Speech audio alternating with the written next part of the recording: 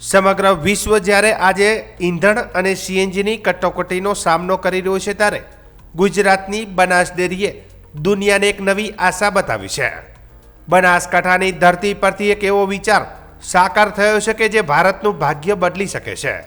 શંકરભાઈ ચૌધરીના નેતૃત્વમાં હવે ખેડૂત માત્ર અન્નદાતા નહીં પણ ઉર્જાદાતા બનવા જઈ રહ્યો છે।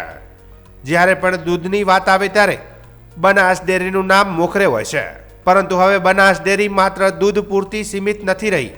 શંકરભાઈ ચૌધરીના દૂરદેશી નેતૃત્વ હેઠળ બનાસ ડેરી હવે એક એનર્જી હબ તરીકે ઉભરી આવી છે। અહીં છાણમાંથી બાયો સીએનજી બનાવવાનો સફળ પ્રયોગ માત્ર પ્રયોગ નથી રહ્યો પણ એક આર્થિક ક્રાંતિ બની ગયો છે। શંકરભાઈ ચૌધરીનું માનવું છે કે જો ભારતના દરેક ગામડાઓમાં આ પ્રકારનો બાયો સીએનજી પ્લાન્ટ કાર્યરત થાય તો ભારતને વિદેશોમાંથી આવતા મોંઘા ઈંધણ પર નિર્ભર રહેવાની જરૂર નહીં પડે। આ મોડલથી ખેડૂતોને વધારાની આવક મળશે અને પર્યાવરણનું પણ જતન થશે।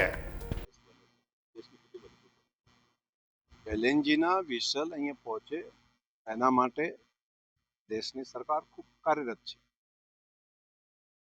પરંતુ આત્મનિર્ભર થવા માટે પણ દેશના પ્રધાનમંત્રી મોદીજીએ જે મંત્ર આપ્યો હતો, બનાસના ખેડૂતોએ ગાયના ગોબરમાંથી ગાડીઓ ચાલી શકે તે પ્રમાણનો ગેસ જેનું પ્યુરિફિકેશન કરીને સીએનજીમાં રૂપાંતર કરી અને ગાડીઓમાં વ્હીકલમાં ગેસ ભરી અને ગાડીઓ ચાલી શકે તેવી વ્યવસ્થા કરાવરાવી છે, જેના કારણે હજારોની સંખ્યામાં ગાડીઓ અહીંયાથી ગેસ ભરાવી અને પોતાનું કામ ચલાવી રહ્યા છે। આત્મનિર્ભરતા એ સમયની માંગ છે। વિશ્વની અંદર સીએનજીની કટોકટી બાયોગેસથી કેટલો મદદરૂપ અનેક રીતે થઈ શકે।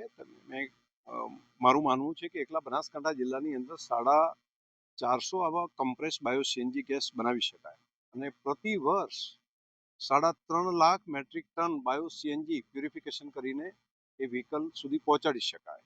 આવું જો એક જિલ્લો આવું કરી શકે તો પૂરા દેશની અંદર પણ કરોડોની માત્રામાં ગાય ભેંસ છે, તેના ગોબર છે અને તેના ઉપર જો વિચારીએ તો માત્ર વિદેશથી ગેસ લાવવા ઉપર આધારિત રાખવાની જગ્યાએ આપણે પોતે આત્મનિર્ભર બની શકીએ। એ સ્ટ્રેન્થ આપણા દેશની પણ છે।